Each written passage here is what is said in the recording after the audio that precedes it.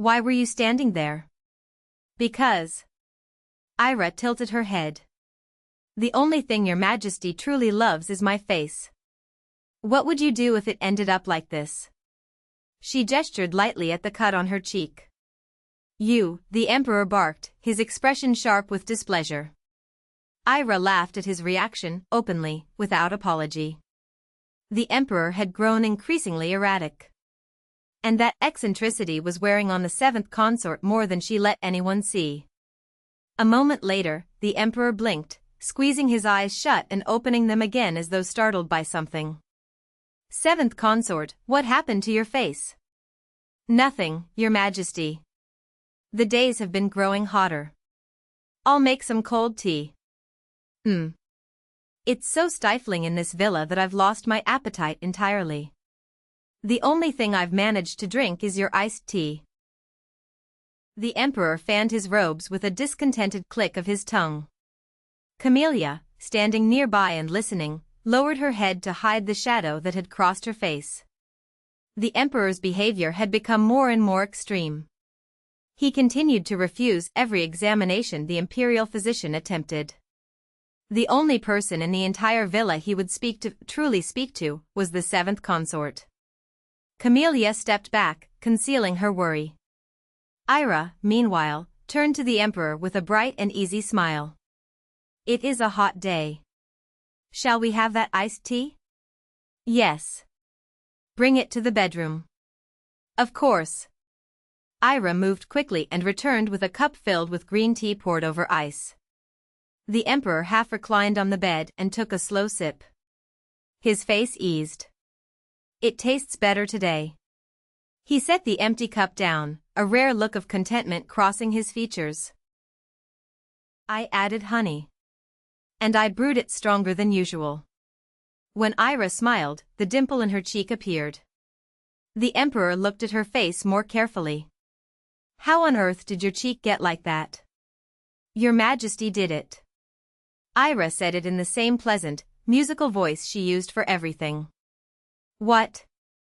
After a moment of muddled confusion, the Emperor's eyelids began to grow heavy. Are you sleepy, Your Majesty? Yes. His voice came out slurred and slow, thick around the edges, as though his mouth were full of water. Shall I tell you something to help you sleep?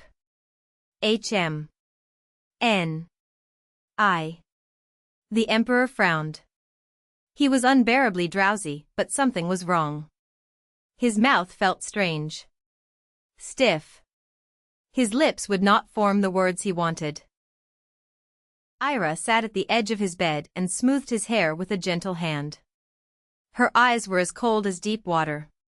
Once upon a time, there was a little girl. Her voice was soft, unhurried, like a story told before sleep. She grew up in a warm family. She had an older sister, beautiful, gracious, beloved by everyone. Her sister was to be married soon.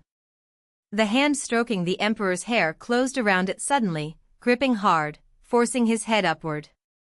But one day, Ira said, her voice still soft, my beautiful sister caught the eye of a prince.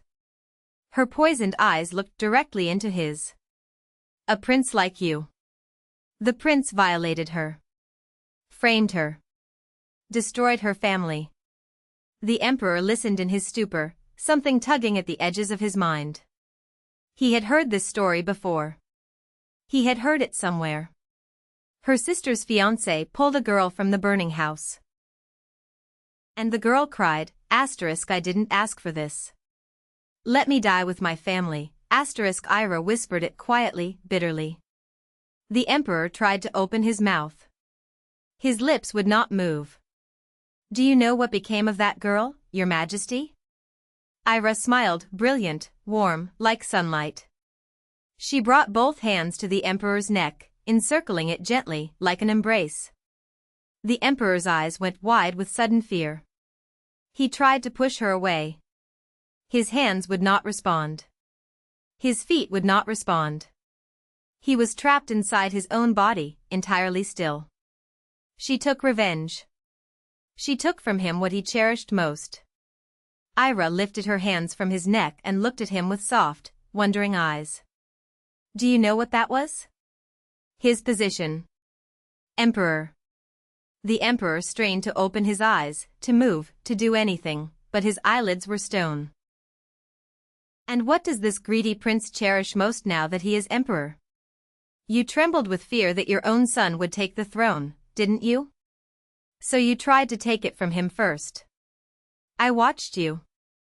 How extraordinary it must feel, to have something more precious than life itself stripped away.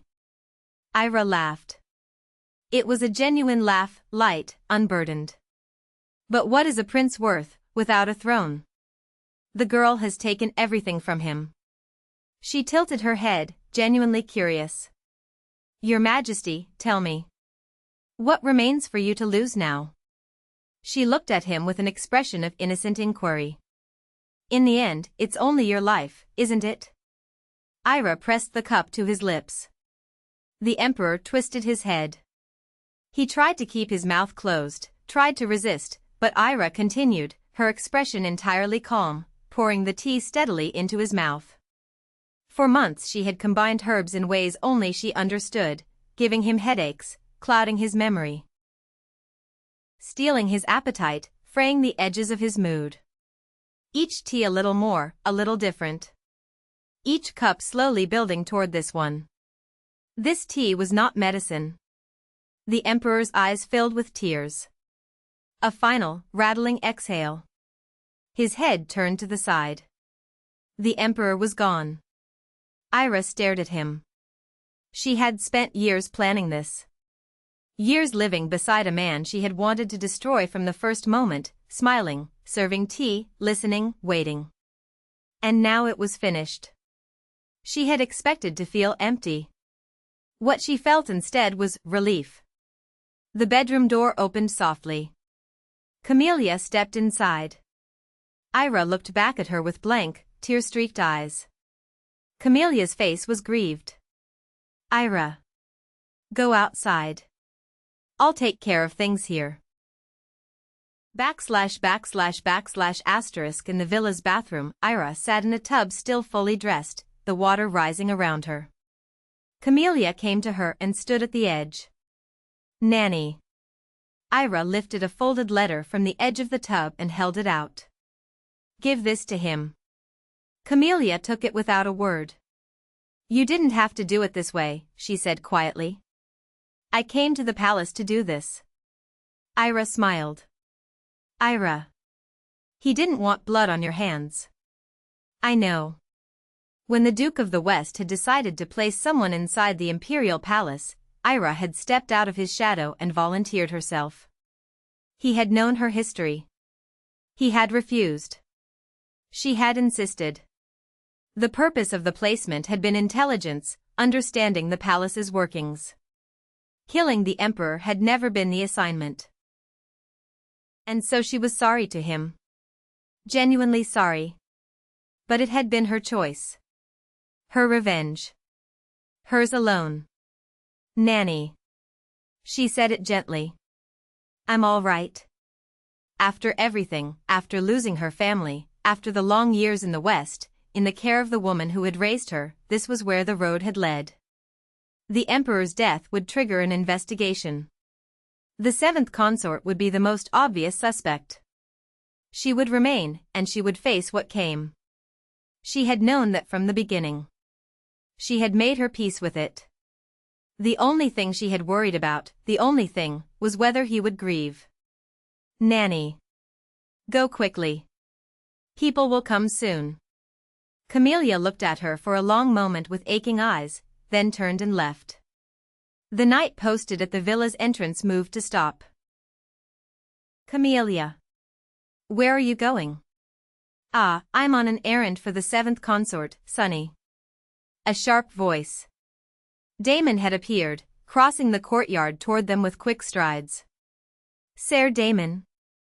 I didn't realize you were here. The younger knight straightened immediately and greeted him properly. I'll take the post from here. Go on. Yes, sir. Sonny bowed and withdrew. Damon looked at Camellia. Why did you leave the seventh consort alone? Camellia met his eyes with an uncertain expression, saying nothing. Damon's long hair shifted as he turned his head. The back of his neck was mapped with burn scars, the same fire that had taken everything from Ira had nearly taken him. He was a knight of common birth, and she had pulled him from the wreckage and brought him to the west. Her silence told him something was wrong. He could see it. But she could not bear to watch another child she had raised walk toward the end alone. The seventh consort has finished everything. Damon's eyes went wide. He was past Camellia in an instant, running hard toward the villa. Camellia watched his back until he disappeared, then quietly slipped away.